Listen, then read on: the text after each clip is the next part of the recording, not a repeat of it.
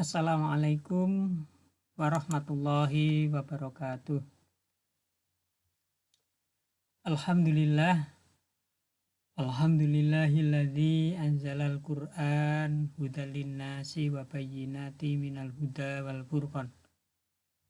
Asyhadu an la ilaha illallah wahdahu la syarikalah wa asyhadu anna Muhammadan abduhu wa rasuluhu la nabiyya ba'da. Salatan wa salaman ala rasulillah Muhammad wa ala alihi wa sahbihi wa man tabi'ahum bi ihsanin ila yaumil qiyamah. Amma ba'd. Hadirin wal hadirat, bapak-bapak, ibu-ibu yang berbahagia dan mudah-mudahan senantiasa dirahmati oleh Allah Subhanahu wa taala.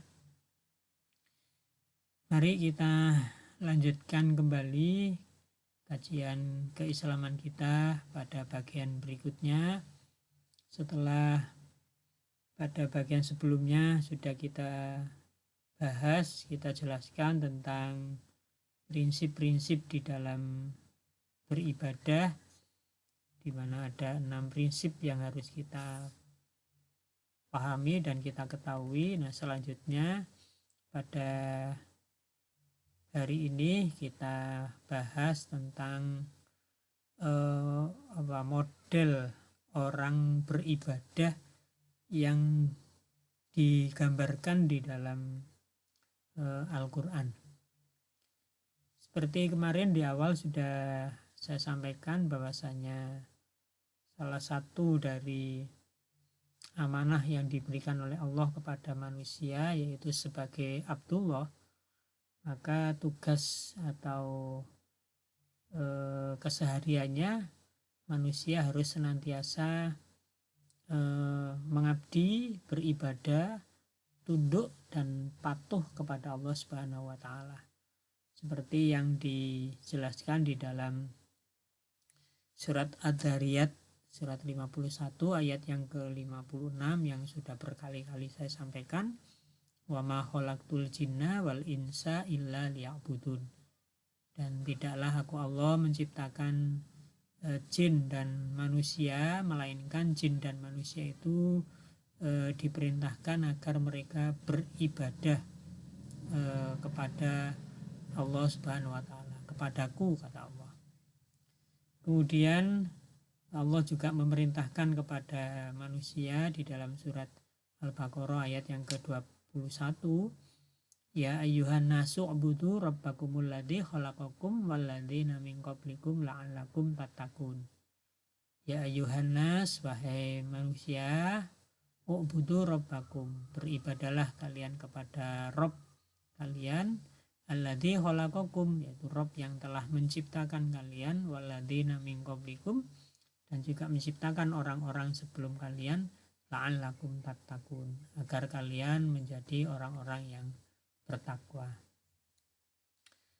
Nah, Bapak, Ibu-ibu, hadirin wal hadirat yang berbahagia, menanggapi dari perintah Allah tersebut, manusia kemudian melakukan ibadah, ya, manusia kemudian berupaya untuk merespon perintah Allah itu dengan menjalankan perintah tersebut, yaitu beribadah kepada Allah. Hanya saja yang menarik di dalam Al-Quran, kemudian Allah menggambarkan model manusia di dalam beribadah kepada Allah, model manusia di dalam bertakorup, di dalam mengabdi, di dalam mendekatkan diri kepada Allah Subhanahu wa taala. Paling tidak ada 3 model yang digambarkan oleh Al-Quran. Nah, mari nanti kita introspeksi diri kita masuk dalam model yang mana di dalam beribadah kepada Allah Subhanahu wa taala. Model yang pertama disebut oleh Allah di dalam surat Al-Hajj, surat yang ke-22 ayat 11. Allah Subhanahu wa taala berfirman, wa minan nasi may ya'budullaha ala harfin Wa in asobahu khairun itma'anna bihi wa in asobathu fitnatun inqalaba ala wajhihi khasirat dunya wal akhirah dzalika huwal khusranul mubin. Wa minan nasi may ya'budullaha ala harfin, dan ada di antara manusia yang beribadah kepada Allah itu hanya di tepi-tepi saja, di pinggir-pinggir saja. Jadi beribadahnya tidak secara totalitas, tapi hanya sebagian-sebagian saja. Fa in asobahu khairun itma'anna bih, maka apabila orang yang beribadah di tepi-tepi ini memperoleh kebajikan dengan ibadahnya itu, maka ia tetap melaksanakan ibadah itu secara sungguh-sungguh. Wa in asobathu fitnah, akan tetapi ketika dia ditimpa satu bencana, Allah memberikan ujian atau cobaan kepadanya, ninqalaba ala wajhihi, maka dia akan memalingkan atau berbalik ke belakang, tidak lagi mau beribadah kepada Allah Subhanahu wa ta'ala. Maka Allah mengatakan khasirat dunya wal akhirah, orang yang seperti itu adalah rugi di dunia dan di akhirat. Dzalika huwal khusranul mubin, dan itu adalah kerugian yang sangat nyata. Nah, Bapak-bapak, Ibu-ibu, hadirin wal hadirat yang dirahmati Allah, ayat ini menggambarkan satu model manusia dalam mendekatkan diri kepada Allah, dalam beribadah kepada Allah, dalam menyembah dan berdoa kepada Allah. Model ini seperti model pegawai, model pembantu, yaitu pembantu itu apabila dia bekerja diberi stimulan, diberi reward, diberi iming-iming, ya diberi kebaikan, dikasih bonus, maka dia giat bekerja, ya sangat giat bekerja. Tapi ketika dia tidak diberi reward, tidak diberi bonus, tidak diberi iming-iming, apalagi kemudian gajinya dipotong tanpa ada sebab, tiba-tiba gajinya dipotong, maka orang ini akan berbalik memusuhi majikannya tadi, akan bahkan mungkin keluar dari pekerjaannya karena merasa dirugikan. Nah, ada orang yang model ibadahnya begitu, dia beribadah kepada Allah kalau Allah memberikan nikmat kepadanya, kalau Allah memberikan kebahagiaan kepadanya, kalau Allah memberikan iming-iming pahala yang banyak kepadanya, kalau Allah memberikan hal-hal yang baik bagi dirinya, maka dia akan sungguh-sungguh di dalam beribadah, karena dia mendapatkan sesuatu yang diinginkan dari ibadahnya. Akan tetapi ketika kemudian ya Allah menguji orang yang demikian itu dengan memberi musibah, memberi bencana, memberi kesusahan, nah, dia tidak lagi mau beribadah kepada Allah, bahkan menganggap Allah sudah tidak adil, Allah sudah tidak perhatian terhadap dirinya, sehingga orang yang demikian itu kemudian ibadahnya menjadi kendur dan bahkan akhirnya kemudian meninggalkan Allah Subhanahu wa ta'ala, karena dia merasa dengan ibadah dia tidak mendapatkan kebahagiaan, dia tidak mendapatkan kebaikan, Allah tidak mau mendengarkan doanya, sehingga dia merasa rugi kalau tetap beribadah, maka dia kemudian meninggalkan ibadahnya. Ada juga orang yang melihat ibadah itu hanya dari sisi banyaknya pahala, sehingga kalau pahala itu berlimpah maka dia akan semangat beribadah. Tapi ketika ibadah itu tidak disebut ada pahalanya, maka dia tidak semangat untuk beribadah. Contoh yang menarik adalah ketika bulan Ramadan, ya, bulan Ramadan itu kan bulan musim orang beribadah, bulan di mana banyak manusia melakukan ibadah. Kenapa? Karena dalam pemahaman ya umat Islam, masyarakat itu, bulan Ramadan itu Allah mengobral pahala, menjanjikan pahala yang berlipat-lipat, sehingga dia berusaha untuk beribadah mendapatkan pahala yang sebanyak-banyaknya. Nah, sesudah Ramadan ketika pahalanya itu sudah habis, ya orang sudah mulai kendor, tidak lagi beribadah seperti Ramadan, berkurang, bahkan kemudian tidak lagi beribadah dengan alasan pahalanya sudah habis, pahalanya sudah diobral di bulan Ramadan, sehingga tidak ada lagi pahala yang diberikan, tidak ada pahala yang diterima. Makanya dia kemudian tidak beribadah lagi segiat seperti bulan Ramadan. Nah, inilah ada model orang yang beribadahnya seperti ini. Ya baik juga ya, Ramadan banyak orang beribadah, tapi kalau motivasi orientasinya hanya sebatas itu, ya alangkah ruginya. Ya, sehingga ibadahnya kemudian menjadi angin-anginan, ibadahnya kemudian menjadi musiman. Nah, ini model yang pertama. Saya nggak tahu apakah ada di antara bapak-bapak, ibu-ibu, hadirin wal hadirat yang menyimak kajian ini ada yang model seperti ini. Kalau ada, ya mari kita rubah menjadi yang lebih baik. Kemudian yang kedua, model yang kedua yang digambarkan oleh Allah di dalam Al-Quran, yaitu disebut oleh Allah di dalam surat Yunus,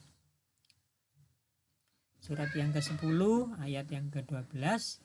Ya, Allah menyatakan, wa idza masal insan durru da'ana li janbihi au qa'idan au qa'iman falamma kasyafna anhu durrahu marra ka'allam yata'una ila durri massah kadzalika zujina lil musrifina ma kanu ya'malun.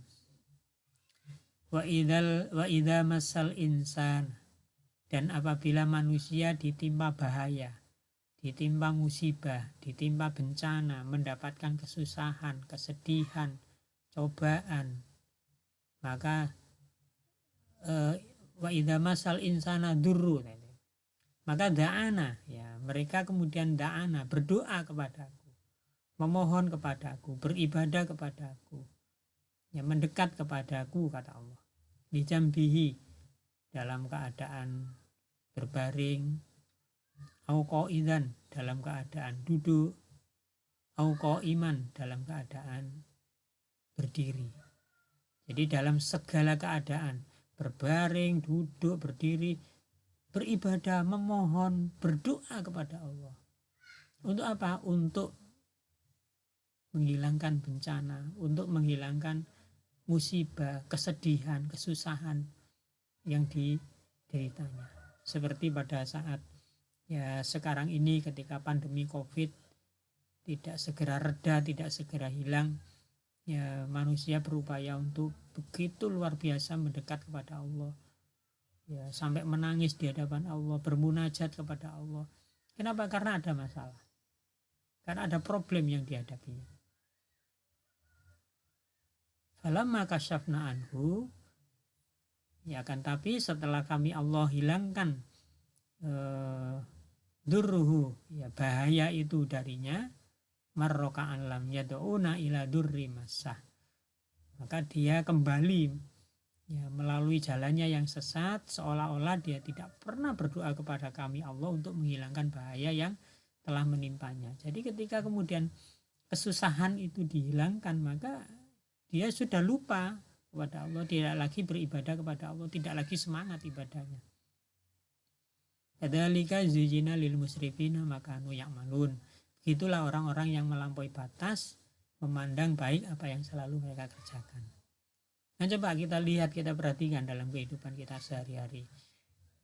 Saya kira model orang yang seperti ini banyak sekali. Bahkan mungkin kita pun juga sering mengalami seperti ini. Ketika dalam hidup kita ada masalah, ada sakit, rezeki yang kurang lancar, kesedihan, kesusahan, pekerjaan yang mungkin susah didapatkan. Di malam hari kita kemudian berdoa kepada Allah, bertahajud kepada Allah, merintih di hadapan Allah, menangis di hadapan Allah, minta agar kesedihan, kesusahan, ujian, cobaan yang diderita, yang diterima itu segera dicabut oleh Allah, diganti dengan kebaikan-kebaikan. Bahkan sampai menangis, merintih di hadapan Allah. Akan tetapi setelah kemudian Allah betul-betul menghapus, menghilangkan kesusahan, bencana, balak tadi itu darinya, manusia kemudian sudah lupa kepada Allah Subhanahu wa taala, tidak lagi semangat beribadah, bahkan ya akhirnya melupakan Allah Subhanahu wa taala. Ini banyak sekali terjadi di dalam kehidupan kita. Betapa ya ada orang yang beribadah kepada Allah, mendekat kepada Allah, itu jika hanya membutuhkan Allah. Ketika dia membutuhkan Allah, di saat itulah dia DP, ya, dia dekat-dekat kepada Allah. Di saat itulah dia sungkur di hadapan Allah. Akan tetapi setelah semua problem yang dihadapinya selesai, dia tidak lagi tahajud, dia tidak lagi sholat, dia tidak lagi berpuasa, dia tidak lagi bersedekah. Kenapa? Karena dia merasa bahwasanya problemnya sudah selesai. Karena problemnya sudah selesai, maka dia merasa tidak butuh Allah lagi. Ya, Allah disimpan lagi, Allah tidak dimunculkan lagi di dalam diri, di dalam hatinya, Allah tidak lagi diingat, bahkan Allah dilupakan. Nah, itulah orang-orang yang melampaui batas di dalam memandang ibadah itu sebagai suatu pendekatan diri kepada Allah yang hanya kalau Allah dibutuhkan saja. Oleh karena itu, Bapak Ibu, kalau kita mengajarkan kepada putra-putri kita, termasuk ya siswa-siswi kita yang di sekolah itu, kadang kan kalau mau ujian itu ya, contoh yang banyak terjadi kalau menjelang ujian itu kan ada doa bersama, ada mujahadah, ada apa istilahnya itu, tahajud bersama. Kenapa? Besok mau ujian, agar ujiannya besok bisa berhasil, sukses. Tapi apa yang terjadi setelah ujian selesai? Setelah ujian selesai, anak sudah tidak diajak lagi berdoa, tidak ada lagi tahajud bersama, tidak lagi ada mujahadah, tidak ada lagi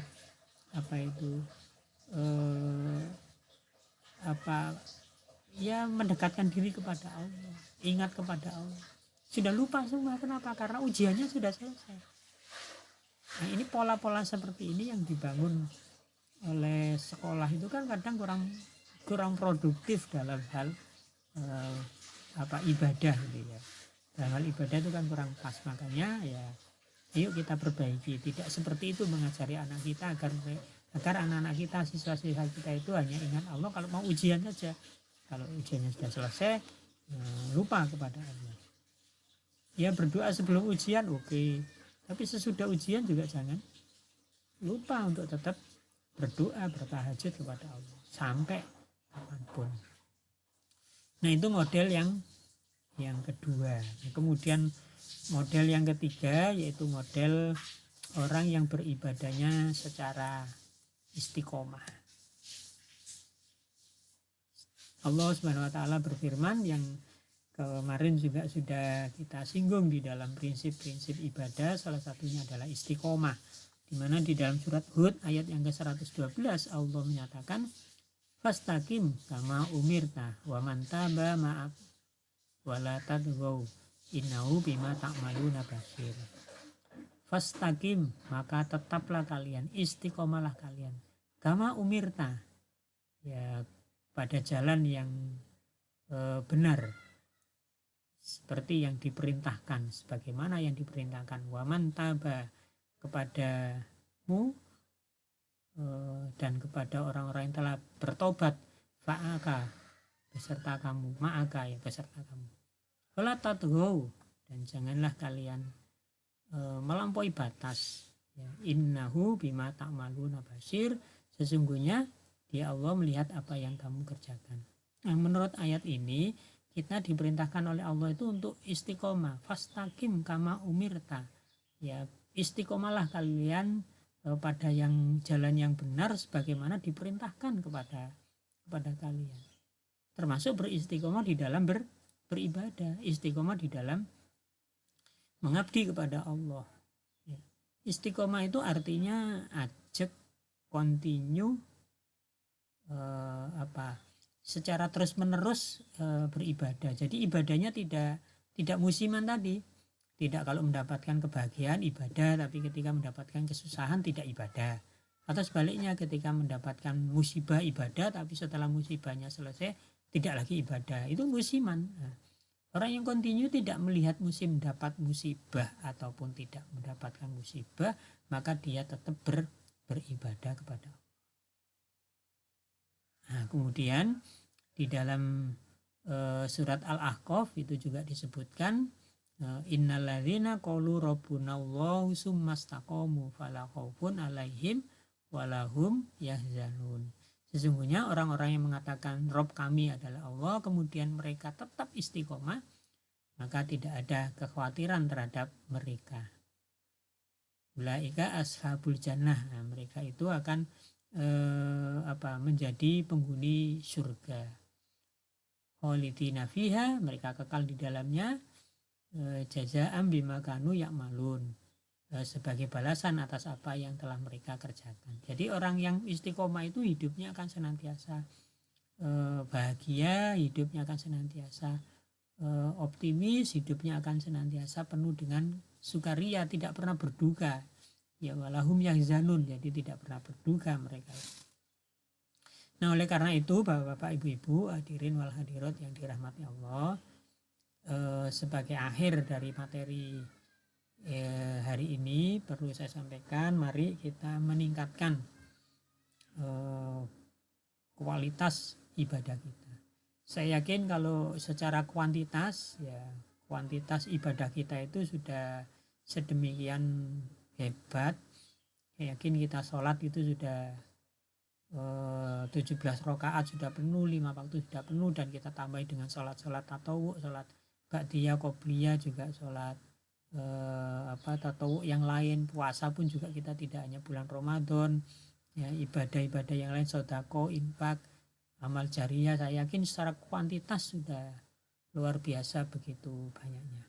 Cuma masalahnya adalah secara kualitasnya bagaimana.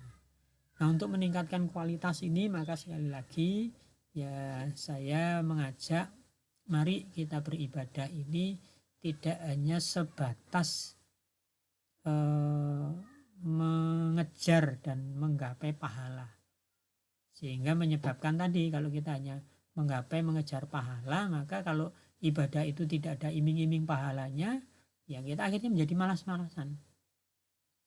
Tapi mari kita tingkatkan, kita ibadah tidak hanya sebatas mengejar pahala, tapi kita beribadah dalam rangka untuk menjadi muqarrabun, menjadi orang-orang yang punya hubungan kedekatan kepada Allah, menjadi orang-orang yang terdekat di sisi Allah.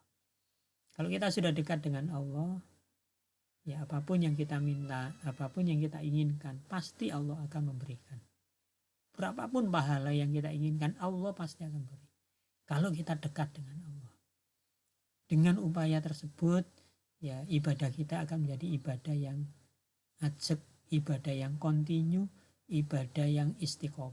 Karena tidak melihat besar kecilnya pahala, tapi ibadah adalah sebagai upaya untuk membangun rasa kedekatan diri kita kepada Allah. Kalau kita sudah dekat, kita tingkatkan semakin dekat lagi, semakin dekat lagi, agar apa yang dinyatakan oleh Allah, wa nahnu aqrabu ilaihi min hablil warid, itu tidak menjadi bertepuk sebelah tangan. Allah sangat dekat dengan kita, maka kita harus mempunyai rasa kedekatan diri dengan Allah dengan cara kita membangun kualitas ibadah kita dalam berbagai bentuk, apakah itu sholat, puasa, toharo, haji, umroh, sodako, ataupun amal-amal sosial yang lain. Mudah-mudahan apa yang saya sampaikan pada kesempatan yang berbahagia ini bermanfaat bagi kita semua dan juga bagi diri saya pribadi. Kurang dan lebihnya mohon dimaafkan. Aqulu qouli hadza astaghfiru innahu wal ghafurur rahim. Nasrun minallah wa fathun qarib wa basyiril mu'minin. Wassalamualaikum warahmatullahi wabarakatuh.